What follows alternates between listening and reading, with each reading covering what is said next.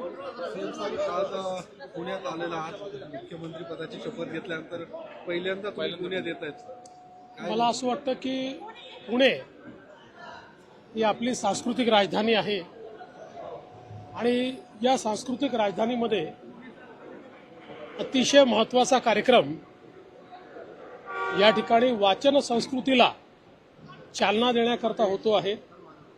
मागील वर्षी देखील या कार्यक्रमाला मी आलो होतो आणि पुणेकरांनी या पुस्तकांच्या प्रदर्शनाला जो प्रचंड प्रतिसाद दिला होता तो खरोखर थक्क करणारा होता आणि म्हणूनच यावेळेस निमंत्रण मिळाल्यानंतर मी निर्णय घेतला की याला आलं पाहिजे आणि म्हणून मला असं वाटतं की सांस्कृतिक राजधानीत अशा प्रकारच्या कार्यक्रमाने सुरुवात होते ही खरोखर मला अतिशय आनंदाची गोष्ट. रिंग रोड सारखे प्रोजेक्ट तुमचे ड्रीम प्रोजेक्ट राहिलेले आहेत, तुम्ही नेहमी करू ते काहींचे उद्घाटन रखडलीत. पुण्याचा अजेंडा काय असणार तुमच्यासाठी सीएम? पुण्याचा अजेंडा हा आम्ही गेल्या 2.5 वर्षात सेट केलेला आहे. आता त्या अजेंड्याला गती देणं हे महत्वाचं आहे.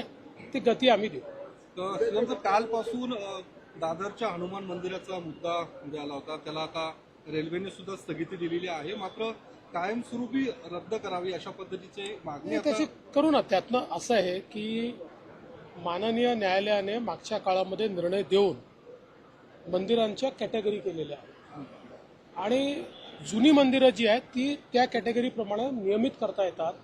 त्यामुळे रेल्वे प्रशासनाशी चर्चा करून त्या ठिकाणी आम्ही निश्चितपणे मार्ग काढू आणि त्यात जी काही नियमात आपल्याला तरतूद आहे त्यानुसार त्याचं नियमितीकरण करून घेऊ. हिंगोलीत काही फोटो समोर आले, त्याच्या चौकशीचे आदेश मी ऑलरेडी दिलेले आहेत. मंत्रिमंडळ विस्ताराचा उद्या होणार आहे, उद्या विस्तार होणार आहे. कार्यकर्त्यांची मागणी लवकरच तुम्हाला सगळी माहिती लवकरच उद्या विस्तार होणार आहे का?